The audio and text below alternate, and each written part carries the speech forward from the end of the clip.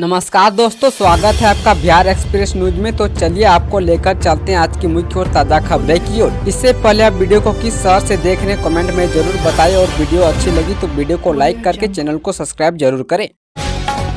Khan sir अस्पताल में हुए भर्ती, डॉक्टर करें निगरानी, जानिए ताजा हेल्थ अपडेट। खान सर को सर्दी व खांसी हो गई है। वे थाना से बाहर आते ही बीमार पड़ गए। उसके बाद उन्हें राजधानी के एक निजी अस्पताल में भर्ती कराना पड़ा। हालांकि अस्पताल के चिकित्सकों का कहना है कि खतरे की कोई बात नहीं है, जल्दी वे स्वस्थ हो जाएंगे। प्रभात मेमोरियल हीरामती हॉस्पिटल के डायरेक्टर डॉक्टर सतीश कुमार सिंह ने कहा कि खान सर को सर्दी खांसी है और शरीर में पानी की कमी हो गई है। खान ग्लोबल स्टडीज नामक एक हैंडल पर खान सर की रिहाई की मांग करते हुए भड़काऊ पोस्ट करने वाले हैंडल के विरुद्ध सचिवालय थाने में प्राथमिकी दर्ज की गई है। कैमूर में पुलिस टीम पर हमला, शराब तस्करों ने दरोगा का तोड़ा हाथ। बिहार की कैमूर में उत्पाद विभाग की टीम पर शराब तस्करों ने हमला कर दिया है। पुलिस की टीम दुर्गावती थाना क्षेत्र के छज्जरपुर के पास शराब की जांच करने पहुंची थी। इसी भी 10 बाइक सवार होकर आए 20 से 25 लोग उत्पाद विभाग की टीम पर लाठी डंडों की बरसात कर दी। इस हमला में एएसआई रामानंद प्रसाद का हाथ टूट गया है। पुलिस ने जवाबी कार्रवाई में कई राउंड फायरिंग भी की है, जिसमें एक हमलावर घायल हो गया है। फायरिंग के बाद उपद्रवियों ने कई पब्लिक गाड़ियों के शीशे तोड़ने लगे। इस पूरी घटना का वीडियो सोशल मीडिया पर वायरल हो रहा है। फिलहाल इस मामले में पुलिस ने 10 नामजद और 30 अज्ञात लोगों के खिलाफ प्राथमिकी दर्ज की है। बीपीएससी नॉर्मलाइजेशन विवाद पर सियासत गरमाए, तेजस्वी बोले होश में नहीं है नीतीश कुमार। बिहार लोकसभा की 17वीं परीक्षा में नॉर्मलाइजेशन का विवाद राजनीति का मुद्दा बन गया है। शुक्रवार को मामला इतना बढ़ा कि अपनी मांगों को छोड़कर हजारों की तादाद में सिविल सेवा के अभ्यर्थी आयोग के कार्यालय पर जमा हो गए। पुलिस ने प्रदर्शनकारी पर लाठीचार्ज कर दिया और दौड़ा कर पीटा। कोचिंग संचालक और राज्य के प्रसिद्ध शिक्षक खान सर और गुरुरहमान सर को भी छात्रों के समर्थन में सड़क पर उतरना। उसके बाद बीपीएससी ने साफ किया कि 13 दिसंबर को होने वाली पीटी परीक्षा में नॉर्मलाइजेशन का प्रावधान लागू नहीं किया जाएगा। इस पर सियासत अब तेज हो गई है। नेता प्रतिपक्ष तेजस्वी यादव ने इसे मुख्यमंत्री नीतीश कुमार की विफलता करार दिया है। रविवार को बिहार विधानसभा में नेता प्रतिपक्ष आरजेडी के नेता तेजस्वी यादव कोलकाता के लिए रवाना हुए। इससे पहले पटना में उन्होंने पत्रकारों से बात की। एक सवाल के जवाब में उन्होंने कहा कि नीतीश कुमार का कुछ नहीं चल रहा है। यहाँ अफसरशाही इस तरह से हावी है कि लाठी के बल पर सरकार चलाई जा रही है। मोबाइल कंप्यूटर लैब की कई सुविधाएं, क्वालिटी एजुकेशन पर सिद्धार्थ का समझिए प्लान। बिहार के हर प्रखंड में मोबाइल कंप्यूटर लैब होगी। ये जानकारी शिक्षा विभाग के अपर मुख्य सचिव डॉक्टर एस सिद्धार्थ ने दी है। वे शिक्षा की बात हर शनिवार के 6ठे एपिसोड में शिक्षक और स्कूली बच्चों के सवालों का जवाब दे रहे थे। डॉक्टर सिद्धार्थ ने कहा कि ये लैब पूरे प्रखंड के विद्यालयों में घूम कर बच्चों को कंप्यूटर की जानकारी देगी। इसमें प्राइमरी स्कूल के बच्चों को कंप्यूटर का जानने का अवसर मिलेगा। अभी 8वीं तक के बच्चों को विद्यालय में ही कंप्यूटर की शिक्षा दी जाती है। डॉक्टर एस सिद्धार्थ ने कहा कि स्कूल के पहले दिन ही बच्चों को पुस्तक, बैग व यूनिफॉर्म मिल जाएगी। 1 अप्रैल 2025 से योजना कार्यान्वित होंगी। इसी तरह सरकारी शिक्षकों के लिए ड्रेस कोड का भी पालन करना अनिवार्य होगा। उन्होंने बच्चों को पोशाक राशि समय पर उपलब्ध नहीं कराने पर बड़ी कार्रवाई की चेतावनी दी है। कहा कि हर हाल में बच्चों को समय पर पोशाक उपलब्ध कराना होगा। 1 सप्ताह के अंदर पोशाक राशि शेष बच्चों को मिल जाएगी। पटना पूर्णिया एक्सप्रेसवे को कटिहार तक बढ़ाने की मांग, नितिन गडकरी से मिले तारकिशोर प्रसाद। पटना से पूर्णिया के बीच प्रस्तावित ग्रीनफील्ड एक्सप्रेसवे को कटिहार तक विस्तार करने की मांग उठी है। बिहार के पूर्व डिप्टी सीएम तारकिशोर प्रसाद ने इस संबंध में केंद्रीय सड़क परिवहन मंत्री नितिन गडकरी से मुलाकात की है। तारकिशोर ने इस एक्सप्रेसवे को कटिहार तक जोड़ने का आग्रह करते हुए केंद्रीय मंत्री को पत्र दिया। यह मुलाकात नई दिल्ली स्थित संसद कक्ष में हुई है। पूर्व डिप्टी सीएम ने बताया कि यह मुलाकात काफी सार्थक रही है। केंद्रीय मंत्री ने अधिकारियों के संबंध में आवश्यक दिशा निर्देश दिए हैं। तारकिशोर प्रसाद ने कहा कि पटना पूर्णिया एक्सप्रेसवे को कटिहार से जोड़ने के लिए 5-6 किलोमीटर की बढ़ोतरी होगी। इसे कटिहार तक विस्तारित करने से मनिहारी एवं पड़ोसी राज्य झारखंड स्थित साहिबगंज के बीच गंगा नदी पर निर्माणाधीन पुल होते हुए संपर्कता मिलेगी। ऐसा होने से पूर्वोत्तर भारत समेत बिहार एवं झारखंड के करोड़ों लोग लाभान्वित होंगे।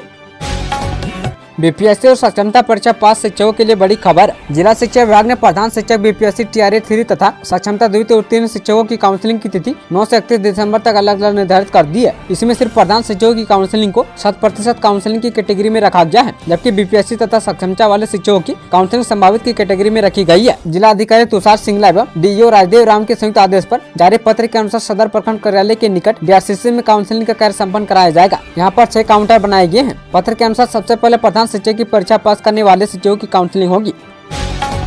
बेगूसराय वाले की बल्ले बल्ले विधायक ने 2.71 करोड़ की 2 योजनाओं का किया शिलान्यास। बेगूसराय के विधायक कुंदन कुमार ने गुरुवार को विधानसभा क्षेत्र में 2.71 करोड़ रुपए की लागत से 2 विकास योजनाओं का शिलान्यास किया। जिनेतपुर उच्च माध्यमिक विद्यालय में 1.96 करोड़ रुपए की लागत से नए विद्यालय भवन का शिलान्यास किया गया। इस भवन के निर्माण से क्षेत्र के छात्रों को शिक्षा प्राप्त करने में सहूलियत होगी। विद्यालय भवन नहीं रहने से यहाँ के छात्र छात्राओं को परेशानी होती है। इसके बाद विधायक ने केथ में 75 लाख रुपए की लागत से नए हेल्थ एंड वेलनेस सेंटर का शिलान्यास किया। यह केंद्र स्थानीय लोगों को प्राथमिक स्वास्थ्य सेवाएं प्रदान करेगा। भागलपुर के कहलगांव में छात्र ने की आत्महत्या। भागलपुर में 10वीं के एक छात्र ने खुद को गोली मारकर खुदकुशी कर ली।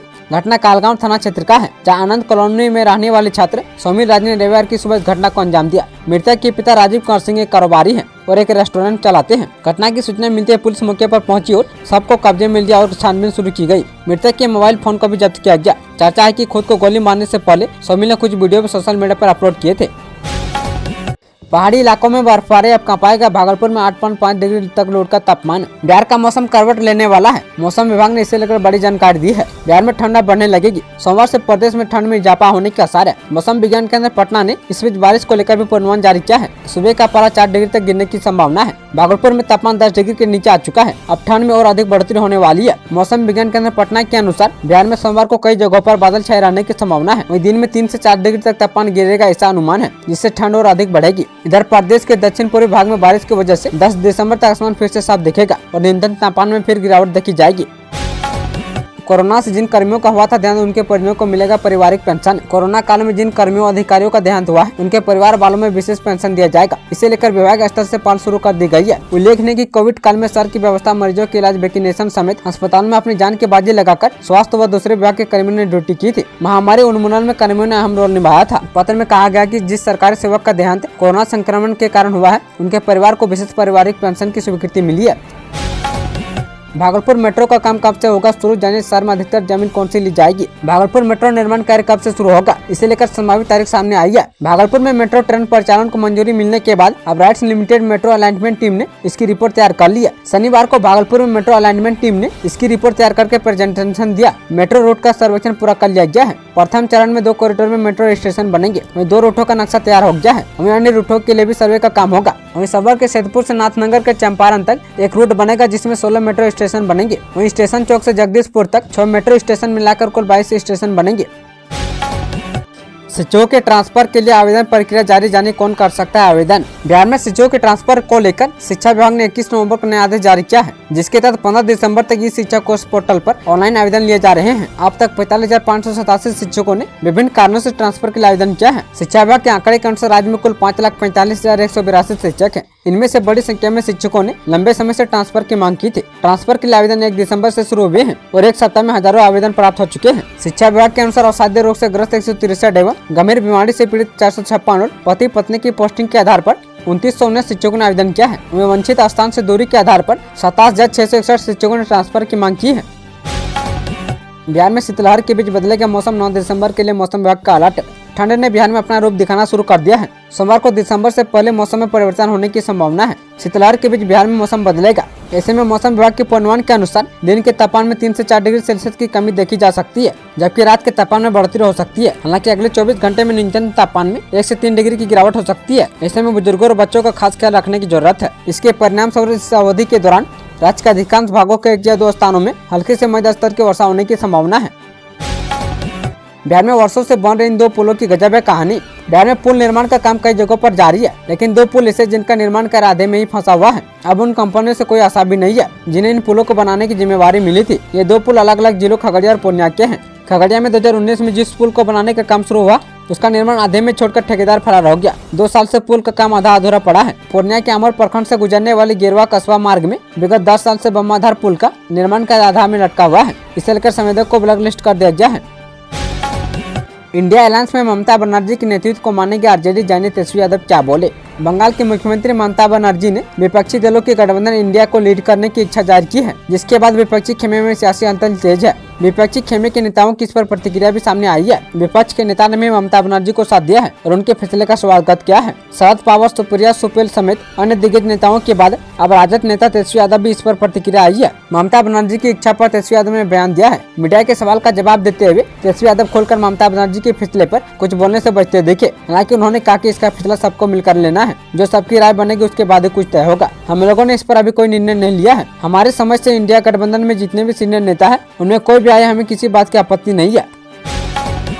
बिहार को नहीं मिला 1 में नया केंद्रीय विद्यालय। केंद्र सरकार प्राथमिक और माध्यमिक शिक्षा के स्तर को बेहतर करने के लिए पूरे देश में बड़े बदलाव करने जा रही है। शिक्षा मंत्रालय ने पूरे देश में पीएम केंद्रीय विद्यालय और जवाहरलाल नवोदय विद्यालय की संख्या में बढ़ोतरी करने का फैसला किया है। हालांकि केंद्र सरकार की इस योजना में बिहार को बड़ा झटका लगा है, क्योंकि बिहार में न तो एक भी नया केंद्रीय विद्यालय है और न ही कोई नया जवाहरलाल नवोदय विद्यालय खोलने को मंजूरी दी गई है। केंद्र सरकार की ओर से जारी सूचना के अनुसार देश भर में 85 नए पीएम केंद्रीय विद्यालय और 28 नए जवाहरलाल नवोदय विद्यालय को खोले जाएंगे। केंद्र सरकार ने इसके लिए 8,231 करोड़ रुपए का बजट भी मंजूर कर दिया है। शामी के लिए टीम के दरवाजे खुले, लेकिन कप्तान रोहित ने भी शामी के लिए कह दी बड़ी बात। बॉर्डर गावस्कर ट्रॉफी के दूसरे टेस्ट मैच में भारत को 10 विकेट से हार का सामना करना पड़ा है। भारतीय टीम की बल्लेबाजी गुलाबी गेंद के आगे फिर एक बार भरभरा कर गिर गई। कप्तान रोहित शर्मा और विराट कोहली दोनों ही पारियों में मुश्किल से 10 और 20 रन बना पाए। ऑस्ट्रेलिया की तेज गेंदबाजों की हवा में घूमती गेंदों का भारत के बल्लेबाजों के पास कोई जवाब नहीं था। हार के बाद प्रेस कॉन्फ्रेंस में बात करते हुए रोहित शर्मा ने मोहम्मद शामी को टीम में शामिल करने को लेकर अपनी प्रतिक्रिया दी है। रोहित शर्मा ने प्रेस कॉन्फ्रेंस में कहा कि शामी के लिए टीम के दरवाजे हमेशा खुले हैं। मधुबनी में कुहासे के कारण बस और ऑटो की आमने सामने टक्कर, एक की मौत। मधुबनी जिले के माधवापुर थाना क्षेत्र में बस और ऑटो के आमने सामने टक्कर हो गई। इस टक्कर में एक व्यक्ति की मौत हो गई, जिसकी पहचान 39 वर्षीय एनुअल साफी के रूप में की गई है। वहीं घायलों में ऑटो ड्राइवर विजय मुखिया, बम झा और प्रकाश साहू और एक महिला शामिल है। वहीं इस घटना में एक बच्चे को भी चोटें आई है। बताया जाता है कि ऑटो ड्राइवर विजय मुखिया की हालत काफी गंभीर है। वहीं महिला सहित सभी घायलों को माधवपुर पीएचसी में प्राथमिक उपचार के बाद डीएमसीएच रेफर कर दिया गया है।